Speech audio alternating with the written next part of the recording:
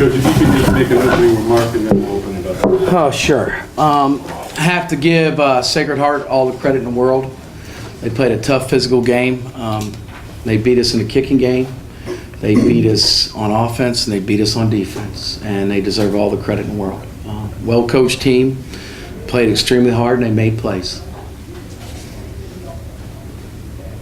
Mac, we were just talking that you outgained them. There's a lot of stats that would speak to you playing at a higher level, but there were some key mistakes. Huge. You're so right, Michael. It's not like we're great on defense, but in the first half they had 40. We gave up big plays in the passing game. You got to give the quarterback credit. They made the play, and the receiver. They're covered, competing for the ball. They got us in a busted coverage where they ran a little route where they schemed us and did a nice job. The one he was wide open on, but the receiver made great plays. Quarterback made good throws. And when you turn the ball over, like we did, and you have a block punt, that's the credit to the core of their team. I mean, the core of their unit outperformed our core, and we just weren't very consistent. We had our moments where we played decent on defense, but we didn't play decent enough for enough plays over a period of time. And eventually it wore us down, and the running back, who's a very, very good football player, put his will on us, and he ran the ball well. So to answer your question, Mike, yeah, I mean, if we don't make mistakes and we play it straight up in the core of the unit, we got a shot. But on this day, we did not. Rob Coloni, Sacred Heart. What was the message at halftime? Because when you guys came out, your first drive was very good. You marched down the field, and then obviously you coughed the ball up. But did you see kind of a disconnect from what you said at halftime and after you fumbled that ball with your team, or was it just one thing after another that kind of... I think it's more of that. I pulled them together after the interception. I thought we rebounded decent there. You know what I mean? When I saw things going away. And I pulled him up. I grabbed him. I said, come on, we're going to be okay. Long game. And we kept getting to 12 points. And if we just could get a stop to get it to 5, and then we were just there. And then we didn't do our job on defense. I mean, we got a chance to stop them, and we didn't. And we just could never break that 12-point. And then if we could have done that, we could have maybe put some doubt in their mind, which would have flipped it. It's NEC football at its finest. It's going to be wild and wacky, and it's tough. And, that's how I saw it. We just couldn't get over that hump to get under 12. But if we could ever got under 12, and I thought the fumble in the second half was a key play. Because we get points there, now we're at a 5-point game. And that's huge. Nick, what are your thoughts on throwing for more and more yards each week, it seems, after having to take a couple of weeks off? So it seems like you're improving in many areas, but some key turnovers, obviously, too. How do you rate kind of your overall progression? I thought I played well. It just, the interceptions are key. We can't give the other team opportunities to score. And that's what hurt us. I think, I just got to improve on keeping the ball on our side. Coach, Matt Dorn from the Connecticut Post. Yes, sir. How critical do you think was that series in the second quarter when they get the interception for a touchdown and then the block punt? Oh, you could never really catch it. It's huge. And that's when I pulled him up after the block punt. It's huge. I mean, it could have broke us right there. We kept fighting. And I thought Nick and everybody responded. It wasn't negative on the sideline, And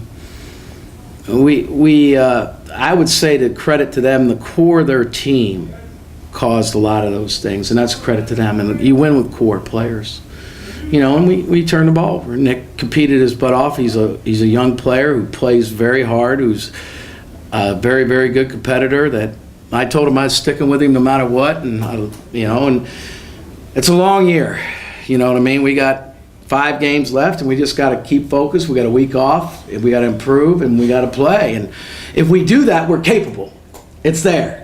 And everybody's going to say, it's there. We just got to do it and give credit to our opponents.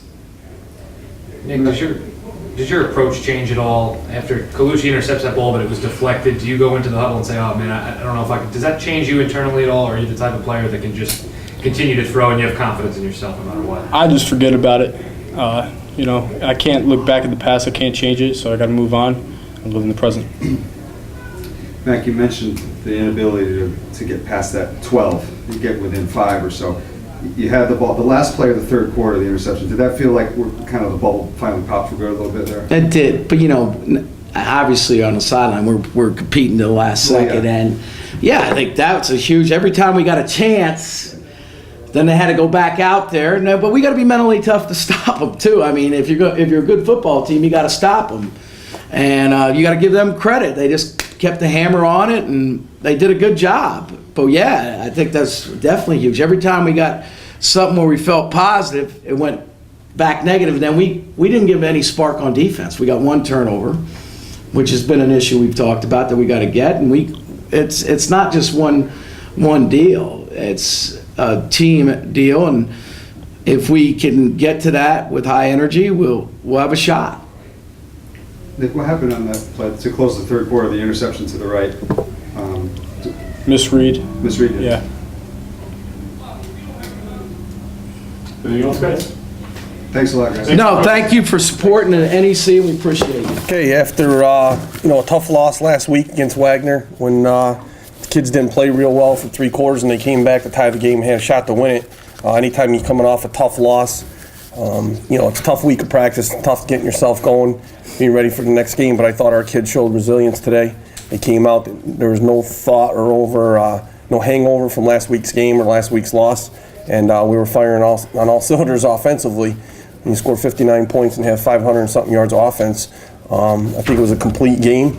We had a couple mishaps on defense and struggled a little bit, but had 5 turnovers on defense and 1 on offense, and that's kind of been our recipe of success: is to stop the run the ball and create turnovers, and that's how we got to this point right now. And I thought the kids did a great job this week in practice and came out firing, and they didn't let up, and obviously a great win to sit here at 6-1. Coach, you talk about firing on all cylinders. You had 8 scoring drives. All of them were under 3 minutes and 49 seconds. Was there a sense of urgency for you guys this week to get on top and stay on top? Yeah, Coach Bowles and the offensive guys went back to work, and they went and they examined the first 4 games of the year. And we were playing more up-tempo on offense, and instead of trying to get the perfect call, I guess, they were going with one call, and he has the ability to check it. And our theory this week was to go a little bit more faster, more hurry up, and not work the clock. And obviously it worked, and a couple checks here and there, but the fire on all cylinders offensively was a more, pick up speed and a little bit more fast pace. But, you look at Tyler Doobie, 7 catches for 191 yards and 2 touchdowns. The kid can play, and he's a great weapon to have on the outside, along with this guy on the inside running the ball for us. Coach Matt Doran, Connecticut Post. 35 points off turnovers. Just talk about your team's ability to cause the turnovers and then capitalize. So he's great. I think we were plus 11 going into the game. I'm not quite sure. We were plus 14, so we're probably plus 11 going into it. And obviously creating turnovers is great, and it stops the momentum of their offense, but it really puts a dagger in the other team when you can create a turnover and then turn it into a score for your offense. And that's what we did today. Off, like I said, 5 turnovers, and when you can turn it into a score, it really drives it home. That that's how we win. That's how we've been winning. That's the recipe for success that we've had. Is creating turnovers and protecting the ball. I think we only gave it up once and had 5, so we're plus 4 today. And the offense did a great job capitalizing on it, and it kind of wears you down on the other side of that when that happens. We just spoke to the head coach of Central and their quarterback, and they said that the most frustrating thing for them today was they couldn't get within, shorter than 12 points. It seems they get it to 12, and then you guys would score. Was that kind of on your mind defensively, Gordon, just saying, hey, obviously you had the big pick 6, but you guys forced a lot of turnovers. You gave them a lot of pressure. Was that on your mind? Hey, let's not let them get into a 1-score game. Let's keep it going for our offense. Definitely. I mean, we definitely didn't want it to get close. When the pressure kind of came on, we kind of had to step it up. Tighten up as far as execution, doing our job and our responsibility. So I think definitely coach was kind of instilling that in us as we came over to the sideline, and he was saying, let's help the offense out. Let's get this win. So definitely when the score did get close, we definitely had to get things together. Gordon, what did you see on the pick 6? Was it a mistake by the quarterback, or did you see something that tipped you off? I was pushing final 3. Tight end just gave me a quick fire out. I was just playing the sticks. I don't think the ball was the best ball. He could have thrown his low inside, but I just, did my job, and opportunity was there, so just made a play. How much of a lift is that for your team when you get a pick 6 and then a block punt? that kind of put you over the top a little bit, and they never really could catch up. How much of a lift was that? I know I always talk to Kashadas and other guys on offense, and I know they love plays, special teams or defense. Gets them excited, so it kind of gets the whole team excited, and kind of gives us a little, boost of enthusiasm, and it does get us going, like you said. Kashadas, you talked about, and your coach has been talking about all season long, how this is a much different team. You guys are much more unified. You guys are a united front. You guys have a different change of culture. Last week, you took the loss very personally, and I know it was a tough loss for you guys, but how were you able to come back and run for 211 yards today and have such a day like you did? We just got to put that behind us. That was in the past. We talked to the team all week, and the coaches, they wanted to see how we were going to respond this week, and it follows off with having a great week of practice. We come out to practice, and we're excited to get back on it. Like we said, it was just a little bump in the road. If we would have known that we could come in here and sign up to go 5-0 straight off the back, anybody would take that across the world. So we just wanted to keep our heads high and let them know that we're here to fight. Like we said, Central Connecticut, they're a great team. As you can see, we were up most of the game, and they were still fighting, and that's the same thing that we're going to do no matter what you shoot at us or bring to us. We're going to continue to fight, and there's some times when defense is going to pull for us and we're going to pull for them. So we just want to play together as a team and keep things rolling on all cylinders. And Coach, what does that say about your team being able to be so resilient and bounce back like Yeah, that? like I said, going back to January, we had a goal to set here as a team to change the culture and change the attitude, and I couldn't be happier for these guys.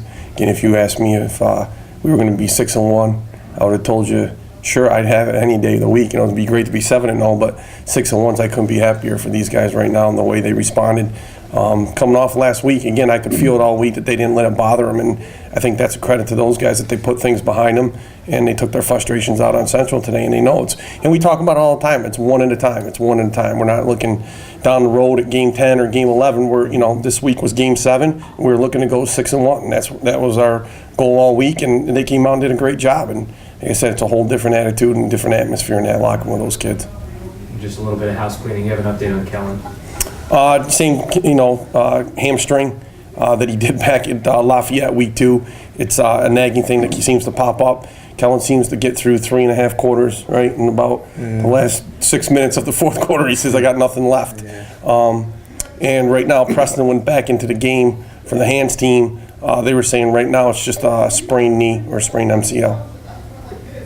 Coach, you guys have touched on how you never let them within that one score. They had the ball at the end of the third trying to do that. You made a huge pick to end the third quarter. Does that feel like a really pivotal moment at the time? Yeah, the defense, when they needed to make a stop, they did with a turnover. And anytime your offense can turn it into points, it's a real dagger to them.